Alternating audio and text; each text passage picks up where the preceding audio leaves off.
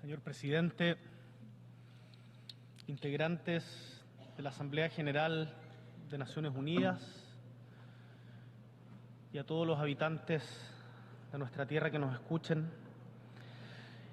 En el año 2025 se van a cumplir 80 años desde el día en que 51 países dieron el paso trascendental de crear la Organización de Naciones Unidas.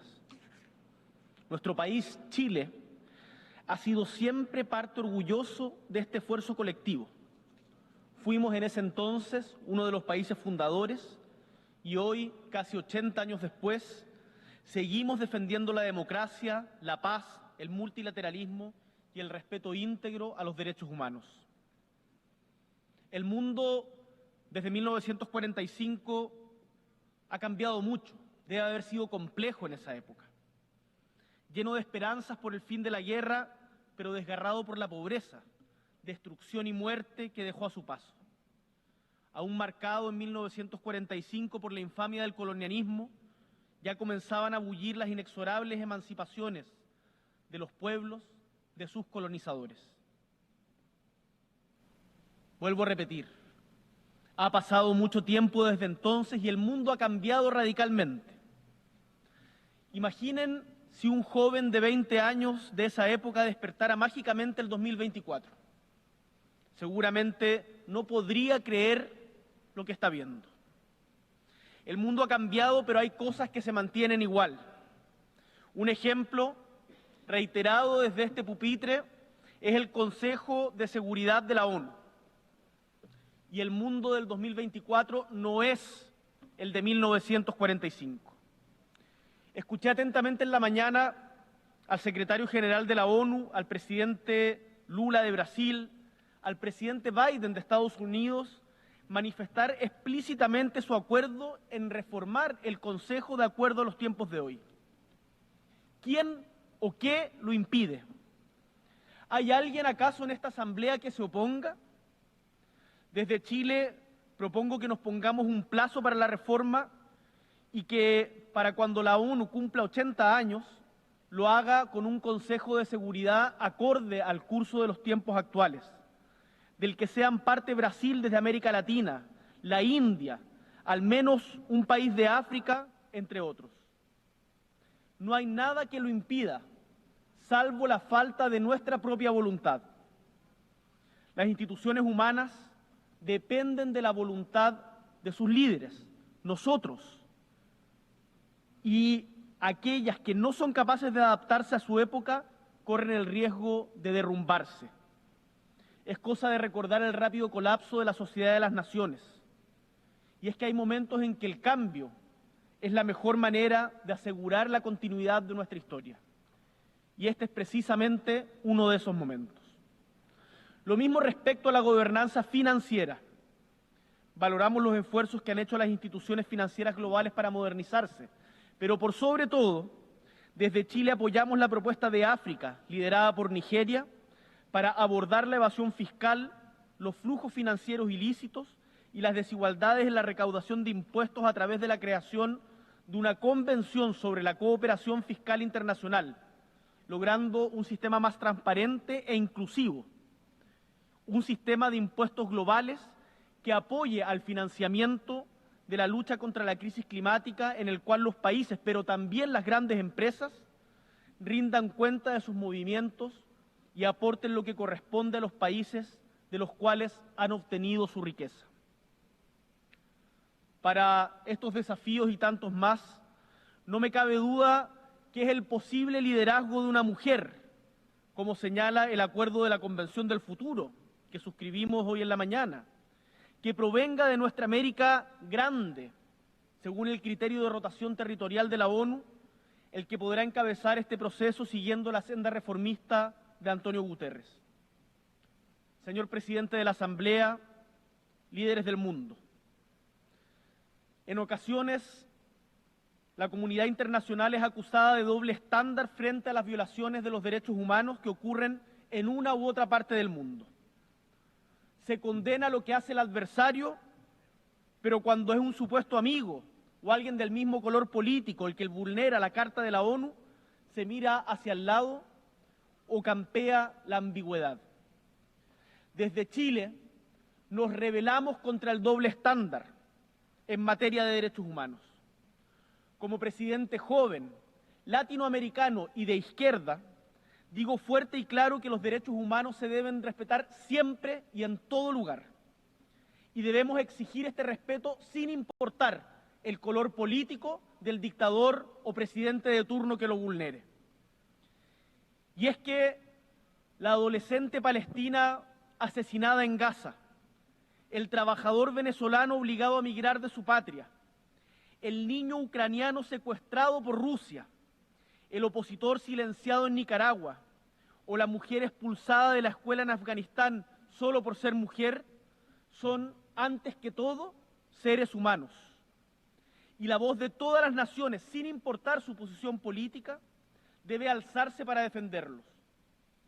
Esa es la posición de principios, más allá de cualquier interés geopolítico, que defendemos desde Chile.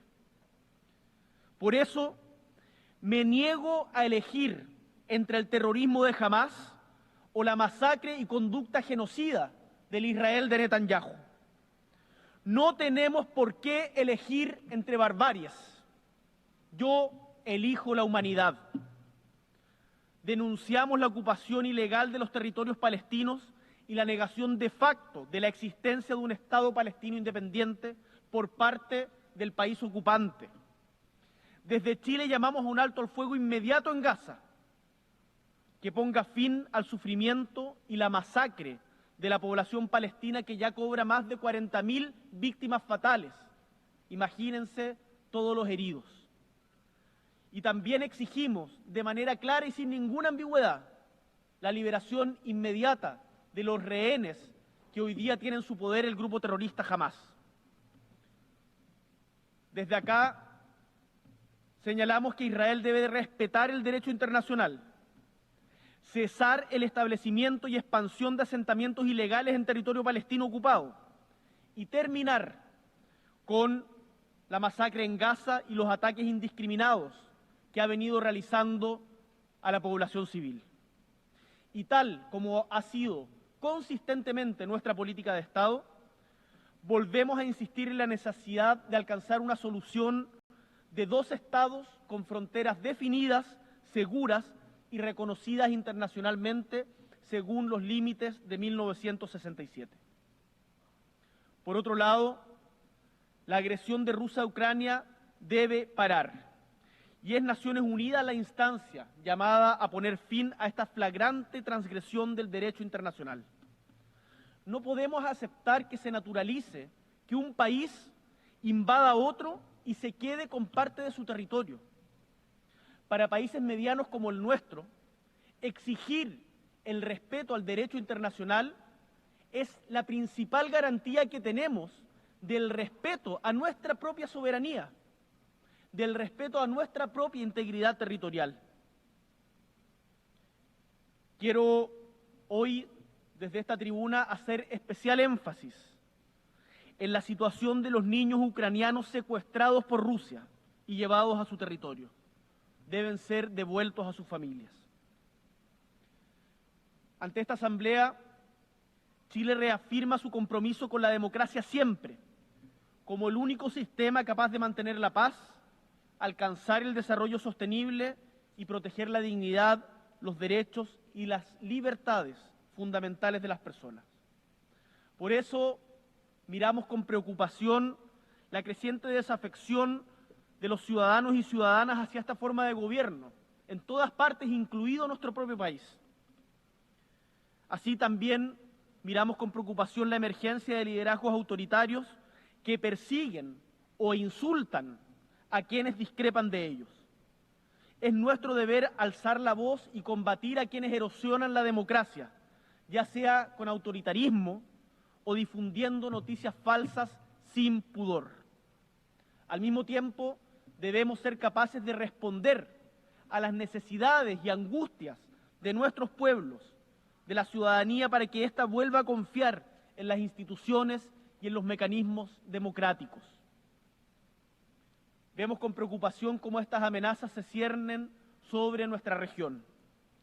Chile seguirá haciendo esfuerzos por construir puentes entre sociedades diversas, buscando la integración de las voces de América Latina y el mundo para promover la paz y la estabilidad, como lo estábamos haciendo recién en el encuentro promovido por el presidente de España y el presidente de Brasil en la cumbre de líderes progresistas. Ello no impide que condenemos con dureza cualquier violación a los derechos humanos, el derecho internacional o atentados contra la democracia en países hermanos. Chile está especialmente atento frente a la crítica situación que vive Venezuela. Estamos frente a una dictadura que pretende robarse una elección, que persigue a sus opositores y que es indiferente al exilio no de miles, sino de millones de sus ciudadanos. Se requiere una salida política a esta crisis que reconozca el triunfo de la oposición en las últimas elecciones y lleve adelante una transición pacífica a una democracia en forma. A su vez, tengo el deber de decir que las sanciones unilaterales impuestas por Estados Unidos, tal como se lo he dicho personalmente al presidente Biden, no ayudan a la solución del conflicto, sino que por el contrario lo agravan. Y es que las sanciones económicas golpean más al pueblo venezolano que a sus actuales gobernantes. Golpean a los humildes, a los trabajadores, porque la crisis política se conjuga con la crisis económica.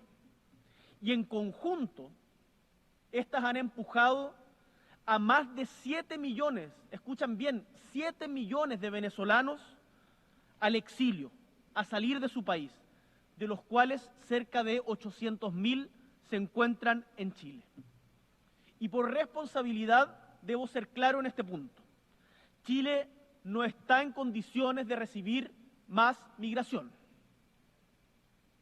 Autoridades de Estados Unidos, les llamo a levantar las sanciones económicas que en el sur sabemos solo causan más pobreza en los pueblos y no en los dictadores.